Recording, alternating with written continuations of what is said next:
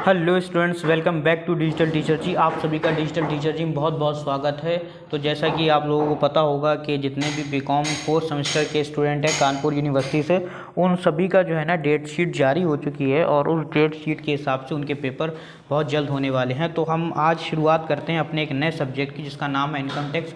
इस पर मैं आप लोगों को इसके क्वेश्चंस पर मैं आप लोगों को पहले ही वीडियो दे चुका हूँ। आज की जो हमारी वीडियो है वो ऑब्जेक्टिव टाइप वीडियो होने वाली है, जिसमें मोस्ट इंपॉर्टेंट जितने भी ऑब्जेक्टिव हैं, क्वेश्चंस हो सकते हैं, मैं उन सभी को इसमें लेकर आया हूं। तो सबसे पहले आज की वीडियो की शुरुआत करते हैं। तो आज की वीडियो का पहला प्रश्न आपकी स्क्रीन पर देखिए। पहला प्रश्न आपसे क्या कह रहा है? पहला प्रश्न आपसे कह रहा है कि सर्वप्रथम भारत में आयकर किसके द्वारा लाया गया था? सर्वप्रथम भारत में आयकर किसके द्वारा लाया गया था? तो सर्वप्रथम भारत में आयकर किसके द्वारा लाया गया था? अगर हम इसकी बात करें तो वो थे हमारे sir James William. Option number A is a right answer. Sir James William द्वारा ही सबसे पहले भारत में आयकर की स्थापना की गई थी, या आयकर को, इनकम टैक्स को लाया गया था। इसी के साथ नेक्स्ट क्वेश्चन नंबर सेकंड आपकी स्क्रीन पर देखिए। क्वेश्चन नंबर सेकंड आपसे क्या कह रहा है? क्वेश्चन नंबर सेकंड कह रहा है भारत में सर्वप्रथम आयकर कब लगाया गया था? भारत में सर्वप्रथम आयकर कब लगाया गया था? तो भारत में सर्वप्रथम आयकर सन 1860 ईस्वी में लगाया गया था। 1860 ईस्वी में क्या करा था? सबसे पहले आयकर को लगाया गया था। तो अगर भारत में आयकर कब लाया, किसके द्वारा लाया गया था, ये बात आती है तो सर जेम्स विलियन द्वारा लाया गया था। और अगर कब लगाया गया था, कब उसको लागू किया गया था, तो सन 1860 ईस्वी में लागू किया गया था। इसी के साथ नेक्स्ट क्वेश्चन नंबर 3 आपकी स्क्रीन पर। क्वेश्चन नंबर 3 आपसे क्या कह रहा है? क्वेश्चन नंबर 3 कह रहा है सर्वप्रथम किस अधिनियम में कृषि को कर मुक्त किया गया था? सर्वप्रथम किस अधिनियम के अंतर्गत कृषि को क्या करा गया था? कर मुक्त कर दिया गया था, कर से अलग कर दिया गया था। वो अधिनियम था हमारा अधिनियम, आयकर अधिनियम 1886। आयकर अधिनियम 1886 में के अंतर्गत क्या करा गया था? सबसे पहली बार क्या करा गया था? खेती को, यानी कृषि को क्या कर दिया गया था? इससे बाहर कर दिया गया था, कर मुक्त कर दिया गया था। इसी के साथ नेक्स्ट क्वेश्चन नंबर आपका 4 आपकी स्क्रीन पर देखिए। क्वेश्चन नंबर 4 आपसे क्या कह रहा है? क्वेश्चन नंबर 4 आपसे कह रहा है स्वतंत्र भारत में सर्वप्रथम आयकर अधिनियम पारित किया गया था। स्वतंत्र भारत में सर्वप्रथम आयकर अधिनियम कब पारित किया गया था?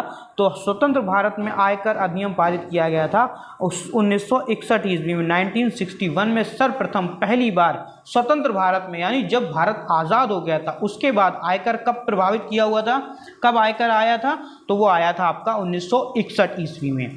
इसी के साथ हमारा नेक्स्ट क्वेश्चन नंबर 5 आपकी स्क्रीन पर देखिए। क्वेश्चन नंबर 5 आपसे क्या कह रहा है?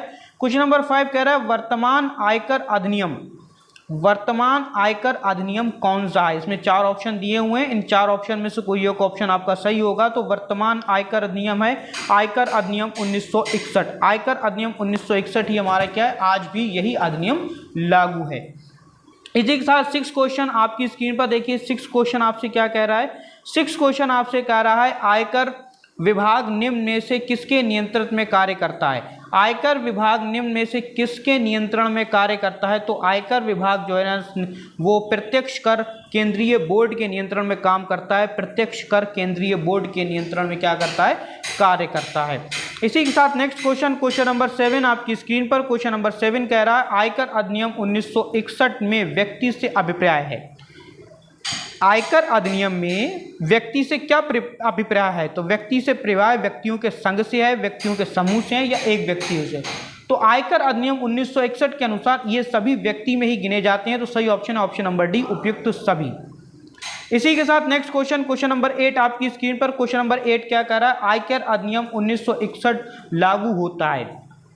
आयकर अधिनियम 1961 लागू होता है। आयकर अधिनियम 1961 किस पर लागू होता है? तो आयकर अधिनियम 1961 संपूर्ण भारत, जम्मू और कश्मीर राज्यों सहित सभी पर लागू होता है। Option number B is a right answer.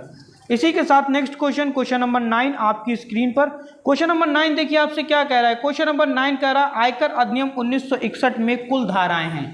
आयकर अधिनियम 1961 में कुल कितनी धाराएं हैं? हम इसको ऐसे भी कह सकते हैं। तो आयकर अधिनियम 1961 में कुल कितनी धाराएं हैं? तो वो हैं आपकी 298 धाराएं। Option number B is the right answer. कुल 298 धाराएं हैं।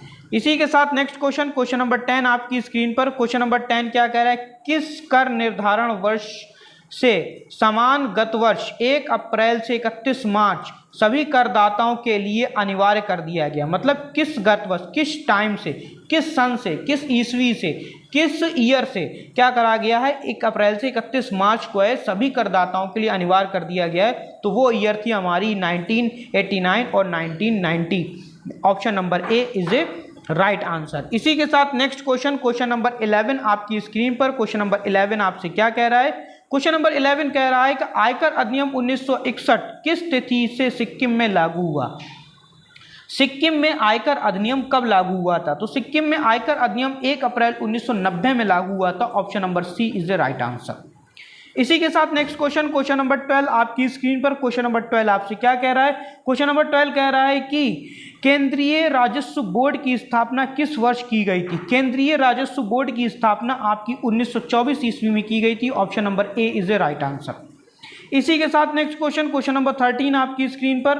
क्वेश्चन नंबर 13 कह रहा है आयकर अधिनियम 1961 में कितनी अनुसूचियां दी गई हैं? आयकर अधिनियम 1961 में कितनी अनुसूचियां दी गई हैं? तो इसमें जो अनुसूचियां दी गई हैं वो है हमारी 14 अनुसूचियां। Option number A is a right answer. इसी के साथ नेक्स्ट क्वेश्चन, क्वेश्चन नंबर 14 आपकी स्क्रीन पर। क्वेश्चन नंबर 14 कह रहा है एक बार वित्त विधेयक दोनों सदनों के द्वारा अनुमोदित होने के बाद वह राष्ट्रपति की मंजूरी मिलते ही क्या बन जाता है? तो वह हमारा वित्त अधिनियम बन जाता है। Option number A is a right answer. इसी के साथ नेक्स्ट क्वेश्चन, क्वेश्चन नंबर 15 आपकी स्क्रीन पर। क्वेश्चन नंबर 15 आपसे क्या कह रहा है? उच्च न्यायालय का निर्णय लागू होता है। तो उच्च न्यायालय का निर्णय संबंधित राज्यों में लागू होता है। Option number A is a right answer.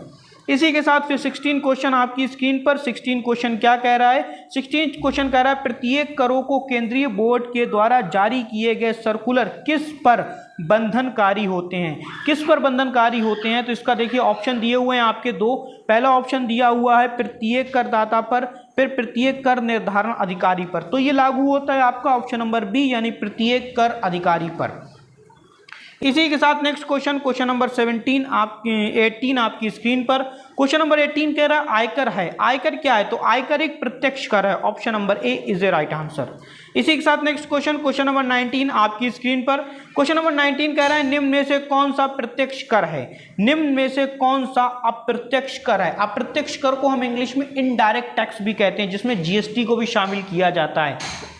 लेकिन यहाँ आपके ऑप्शन में जीएसटी नहीं दिया गया है, तो यहाँ होगा आपका उत्पादन शुल्क। Option number C is a right answer. इसी के साथ नेक्स्ट क्वेश्चन, क्वेश्चन नंबर 20 आपकी स्क्रीन पर। आयकर लगता है। आयकर किस पर लगाया जाता है? तो आयकर हमेशा किसी व्यक्ति पर लगाया जाता है। Option number A is a right answer. इसी के साथ नेक्स्ट क्वेश्चन, क्वेश्चन नंबर 21 आपकी स्क्रीन पर। क्वेश्चन नंबर 21 है गत वर्ष से तात्पर्य है। गत वर्ष से तात्पर्य क्या है? तो गत वर्ष से तात्पर्य होता है कर निर्धारण वर्ष से पूर्ण वित्तीय वर्ष। Option number D is a right answer.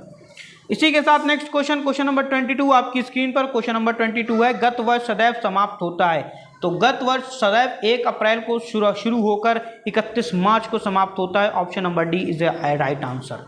इसी के साथ क्वेश्चन नंबर 23 आपकी स्क्रीन पर। क्वेश्चन नंबर 23 आपसे क्या कह रहा है? क्वेश्चन नंबर 23 कह रहा है आय की परिभाषा है। आय की क्या परिभाषा है? तो आय की परिभाषा हमेशा समावेशी होती है। Option number A is a right answer. इसी के साथ क्वेश्चन नंबर 24 आपकी स्क्रीन पर। क्वेश्चन नंबर 24 क्या कह रहा है? प्रत्येक कर निर्धारण वर्ष की अवधि होती है। प्रत्येक कर निर्धारण वर्ष की अवधि क्या होती है? तो वो होती है 1 अप्रैल से 31 मार्च तक। Option number B is a right answer. इसी के साथ आज की वीडियो का अंतिम क्वेश्चन आपसे कह रहा है आयकर की दरें निर्धारित की जाती हैं। आयकर की दरें कहाँ निर्धारित की जाती हैं? तो आयकर की दरें किसके द्वारा निर्धारित की जाती हैं? तो आयकर की दरें जो निर्धारित की जाती हैं वो निर्धारित की जाती हैं वित्त अधिनियम द्वारा। ऑप्शन नंबर वो निर्धारित की जाती हैं आपकी वित्त अधिनियम द्वारा। Option number D. उम्मीद है आज की वीडियो आपकी समझ में आई होगी। अगर किसी तरह की कोई दिक्कत, कोई परेशानी है तो आप हमसे संपर्क करके आप अपनी सभी समस्याओं का समाधान पा सकते हैं। हम लोग मिलते हैं अपने नेक्स्ट वीडियो में। तब तक के लिए जय हिंद, जय भारत।